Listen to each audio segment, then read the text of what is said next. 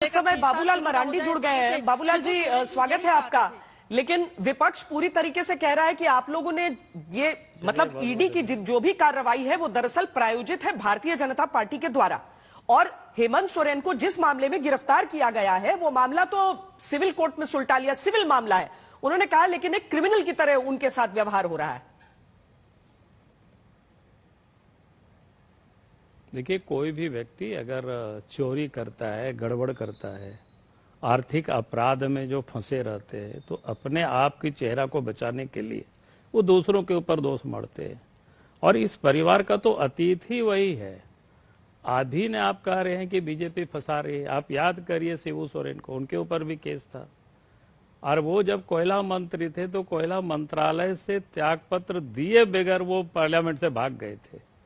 काफी दिनों तक मनमोहन सिंह को उनको खोजना पड़ा था, फिर बाद में त्यागपत्र दिए, फिर बाद में वो जेल गए। तो कहने का अर्थ है कि अगर आप गलत करोगे तो आपको जेल जाना पड़ेगा। अभी आप लालू की चर्चा कर रहे थे, लालू जिस वक्त जेल गए चारा घोटाला में, उस समय किसकी सरकार थी केंद्र में?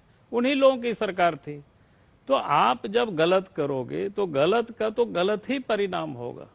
जैसा करनी वैसा भरनी, इन्होंने जैसा काम किया वैसा इनको सजा मिल रहा है।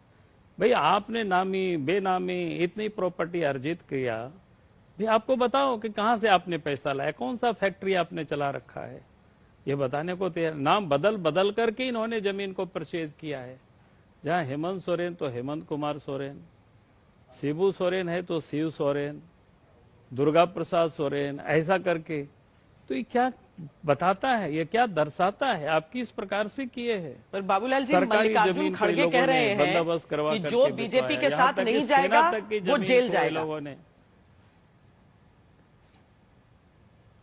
देखिए, कहने के लिए तो लोग कुछ भी कह सकते हैं, उसमें क्या कहने के लिए, तो ये लोग अपने चेहरा को बचाने के लिए तो यही कहेंगे ना। ये कहे ना कि हम नहीं लूटे हैं ये सब चीजें, तो क्या दिक्कत है?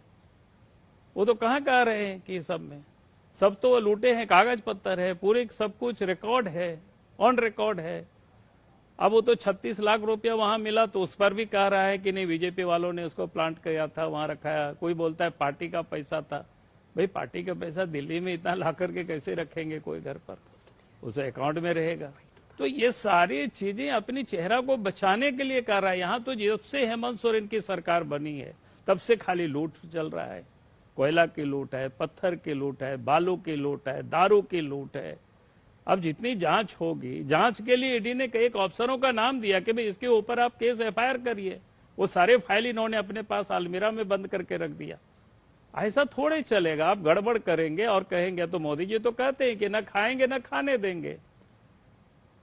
चंपई सोरेन को लेकर तो उसको चंपई सोरेन को जो चुना गया है, चंपई सोरेन को जो जेएमएम के विधायकों ने और जो सारे गठबंधन के विधायकों ने जो चुना है, तो उनके नाम से तो आप अब लग रहा होगा ना, आप कह रहे हैं परिवार जो है वो करप्ट है, तो चंपई सोरेन तो अच्छा काम कर सकते होंगे झारखंड के मुख्यमंत्री के रूप में। नहीं, मैंने तो उनके ऊपर कुछ भी नहीं कहा। पार्टी का उनका मामला है कि इनको मुख्यमंत्री बनाता है, ये उनकी पार्टी तय करेगी, उनके गठबंधन तय करेंगे, ये हमारा विषय नहीं है। और टाइमिंग को लेकर जो आरोप लग रहे हैं कि 2024 के चुनाव आने हैं, आप लोग सिर्फ एक दबिश बनाने के लिए, एक दबाव बनाने के लिए विपक्ष के नेताओं पर ये ईडी का इस्तेमाल करते हैं, इस पर क्या कहेंगे कि 24 के चुनाव से ठीक पहले ये कार्रवाई? नहीं, मैं टाइमिंग के बारे में मैं कहूंगा कि जहां तक आप देख लीजिए इनके यहाँ जांच कब से शुरू हुआ, इनको कब से नोटिस दे रहा है, तो हमें लगता है कि 1 साल तो ऐसे ही हो गया, ऐसे ही समय काटते रहा ये।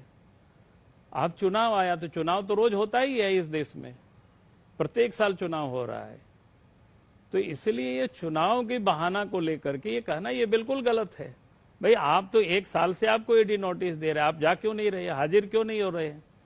अगर आज ईडी इनको पकड़ के ले जा रहा है तो कह रहे हैं कि सामने चुनाव है। चुनाव तो होते ही रहेगा, चुनाव होगा तो कोई चोरी करेगा, चोर को यूं ही थोड़े छोड़ दिया जाएगा।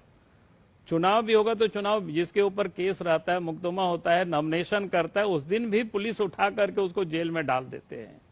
तो इसलिए चुनाव का बहाना कोई मतलब नहीं है। ये सब तो ऐसे ही लोग तर्कहीन ऐसी बातें ये लोग कह रहे हैं।